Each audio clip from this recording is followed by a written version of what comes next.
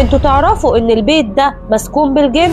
ده الكلام اللي اتقال لي لما حكيت قصتي لواحده صاحبتي، فقلت لها ساعتها اني اتنقلت من بيتي ورحت البيت جديد. في الاول حياتي كانت طبيعيه، بس بعد كده ابتديت الاحظ حاجات غريبه في البيت ده، زي مثلا بكون نايمه عادي جدا وببتدي اسمع صوت امي بتنادي عليا، او حتى اخويا الصغير بيدخل عليا وانا نايمه يطلب مني حاجات، ولما بصحى واساله تاني يوم الصبح انت صحيت في نص الليل وطلبت مني الحاجه الفلانيه، بيرد عليا وبيقول لي لا.